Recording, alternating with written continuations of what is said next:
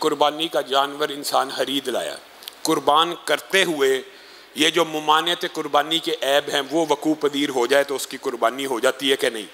तो राजे मौक़िफ़ ये है कि दुराने कुर्बानी आपने जानवर को गिराया किस काम के लिए, ज़िबा करने के लिए, तो आप दोबारा उसको उठा के चेक नहीं करेंगे गिरने पे लंगड़ा हुआ है कि नहीं हुआ, इस काम में नहीं है। हाँ, उस टाइम गिरते वक्त लंगड़ा हो गया नहीं हुआ, आपने ज़िबा कर दिया, कुर्बानी हो जाएगी। गिरते हुए कान सींग के नीचे आके कट गया, कुर्बानी हो जाएगी। गिरते हुए आंख को ज़रब लग गई, कुर्बानी हो जाएगी। दुराने ज़िबा करते वक्त जो आपने उसको ज़िबा करना है, उस आलम में जो भी आप अमल करेंगे उसमें कोई माजूरी और फॉल्ट पैदा हो जाए वो कुर्बानी में माने नहीं है, बल्कि कुर्बानी हो जाएगी। लेकिन आप कुर्बानी का जानवर लेके आए आज, अभी 4-5 दिन बाकी हैं, आज और कल में ऐप पैदा हो गया जो माने कुर्बानी है, फिर कुर्बानी नहीं होगी, फिर आपको दोबारा जानवर लेके कुर्बान करना होगा।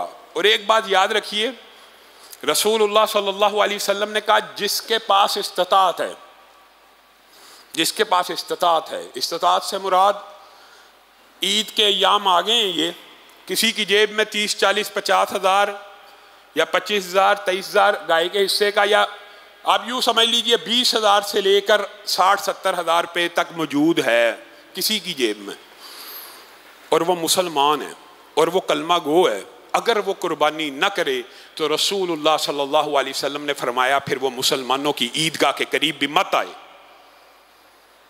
मानते हैं कि कुर्बानी उस तरह तकीदी है, ये तकीद है कि नहीं, ये सुन्नत मुअक्कदा है कि नहीं, ये रसूलुल्लाह ने हुक्म दे दिया कि नहीं, कुरान पाक में फसल्ली लिरब्बिका वनहर है कि नहीं, मुतअद्दिद आयात है। मानते हैं कि कुर्बानी उस तरह फ़र्ज नहीं है कि जिस तरह नमाज रोज़ा फ़र्ज है, लेकिन इसकी अहमियत इतनी भी कम नहीं है कि जेब में पैसे भी पड़े और कुर्बानी नहीं करनी। फिर वो बंदा रसूलुल्लाह की हदीस के मुताबिक हमारी ईदगाहों में मत आए कि कुर्बानी का शिआर है, ये शाइर है, पूरे मुसलमान कुर्बानी कर रहे हैं और तू नहीं कर रहा। और फिर हमारे मुआशरे में कंपैरिजन किया जाता है, यार कुर्बानी की जगह कूलर लगवा दो, कुर्बानी की जगह जहेज बना दो। ये भी एक अजीब फ़लसफ़ा है। हर साल लिबरल और मुल्हद माफिया कभी एंड्रॉयड फ़ोन खरीदने से पहले नहीं कहेगा, कभी वैलेंटाइन डे से पहले नहीं कहेगा, कभी गुब्बारे और केक काटने से पहले नहीं कहेगा केक की बजाय गरीब की मुंह में 2 लुकमे डाल दिए जाएं, कभी 1 लाख का एंड्रॉयड खरीदने से पहले कूलर लगवा दिया जाए, कभी अवारी पीसी में खाना खाने का 20,000 से पहले किसी गरीब को चारपाई दे दी जाए। ये सारी की सारी बातें सिर्फ शाइर पे हैं। सीमेंट की बोरी मस्जिद में देने से बेहतर है, कुर्बानी करने से बेहतर है, हज करने से बेहतर है। कूलर भी लगना चाहिए, गरीब की बेटी की शादी भी होनी चाहिए, जहेज भी बनना चाहिए, लेकिन जो अय्याम जिस इबादत के हैं उन अय्याम में उस इबादत की नफी करना और उसको कंडेम करना, यह भी शाइरिल्लाह के खिलाफ बगावत है। ये शाइरिल्लाह के खिलाफ बगावत है और इससे बचना चाहिए और इससे इज्तनाब करना चाहिए। और चौथे दिन कुर्बानी की सुन्नत का हिया मुआशरे में ज़रूरी है। अय्याम तशरीक, अय्याम मादूदात, अय्याम मालूमात, सारी अरबी लुगत जानने वालों को पता, अय्याम तशरीक, अय्याम किसकी जमा है? यौम की। तस्निया के लिए यौमैन और कम अज कम 3 के लिए अय्याम का लफ्ज़ इस्तेमाल होता है। अय्याम तशरीक, अय्याम मादूदात, अय्याम मालूमात, इजमा उम्मत है। यौमुन नहर कुर्बानी के दिन के बाद के अय्याम है और कम अज कम कितने हैं? 3। कुरान पाक की जो आयत है हाजियों के लिए, फमन तअज्जल फी यौमैन, अगर आप उसको ही पढ़ लें तो आपको पता लग जाएगा कि 4 दिन की होगी तो ताजील 2 दिन हो सकती है, वरना तो हाजी 11वीं को वापस आ जाए। अगर 3 ही दिन हो तो 2 दिन की ताजील 11वीं को, ऐसा नहीं है।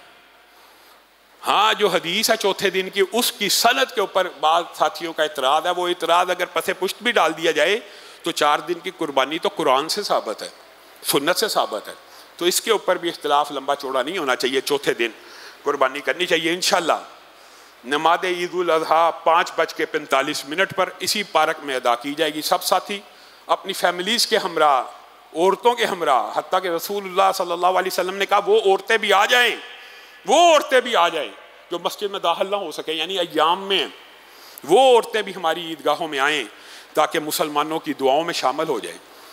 और आप सब साथियों ने एक अपनी ट्रेनिंग और तरबियत ये भी बनानी है कि कुर्बानी के जानवर का गोश्त, कुर्बानी के जानवर की कोई चीज़ बतौर उजरत देना जायज़ नहीं है, बेचना जायज़ नहीं है। कोई फ़कीर को दे, फ़कीर बेच सकता है, फ़कीर गोश्त भी बेच सकता है, फ़कीर खाल भी बेच सकता है, फ़कीर की मर्ज़ी है। आपने दे दिया, आपने अल्लाह के लिए देना है, लेकिन आप खाल को बेच कर उसका पैसा नहीं खा सकते। आप खाल कसाई को बतौर उजरत नहीं दे सकते, आपने वो अल्लाह के लिए वक़फ़ करनी है।